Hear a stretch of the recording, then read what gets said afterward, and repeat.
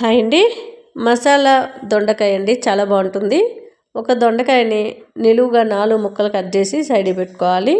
మనకి చాలా త్వరగా కావాలి అంటే ఇలా ట్రై చేయండి. కుక్కర్లో వేసుకొని ఒక 4-5 స్పూన్ల వరకు వాటర్ యాడ్ చేసి 1 కేజీ వచ్చే వరకు ఉడికించుకుంటే సరిపోతుంది.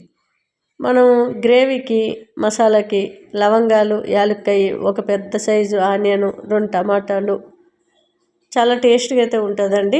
ధనియాలు, జీలకర్ర, ఎండు కొబ్బరి కానీ పచ్చి కొబ్బరి కానీ వేసుకోండి. అల్లం వెల్లుల్లిపాయ పేస్టు, ఎండుమిర్చి, మీరు కారం ఎంత తింటే అంత ఎండుమిర్చి మాత్రమే వేసుకోండి, చాలా బాగుంటుంది. పెరుగు ఒక పెద్ద స్పూన్ వేసుకున్నాను. కరివేపాకు, ఒక రౌండ్ మిక్సీ తిరిగిన తర్వాత స్టాప్ చేసి మళ్ళీ మెత్తగా మిక్సీ పట్టుకోండి.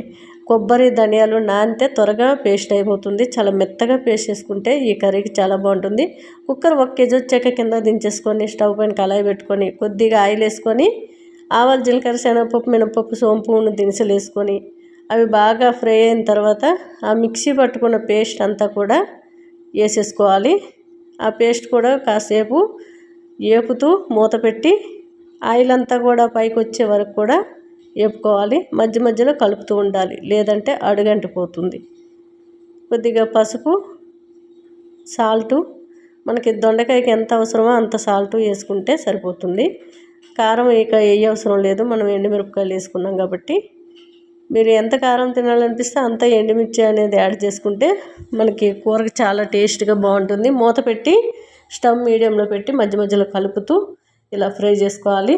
ఇప్పుడు ఉడికించుకున్న దొండకాయ ముక్కలన్నీ కూడా వేసేసుకోవాలి. మనకి బాగా కుక్ అయిపోయినాయి, చూసారు కదా. 1 కేజీ వచ్చినా సరే కుక్కర్లో వేసుకున్నాం కాబట్టి చక్కగా ఉడికిపోయినాయి.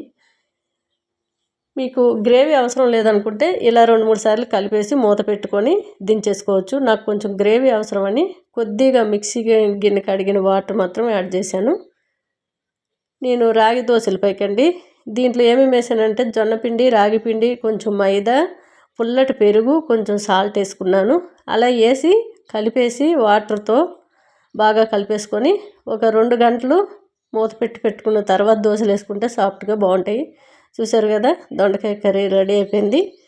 నేను దోశల పైకి చేశాను. టేస్ట్ అయితే చాలా చాలా బాగుంటుంది.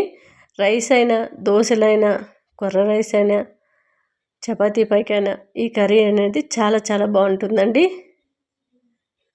చూసారు కదా, చాలా సాఫ్ట్గా మెత్తగా ఎన్ని తిన్నా సరే ఇంకా కావాలనిపించే దోశలు, దొండకాయ కర్రీ చాలా బాగుందండి.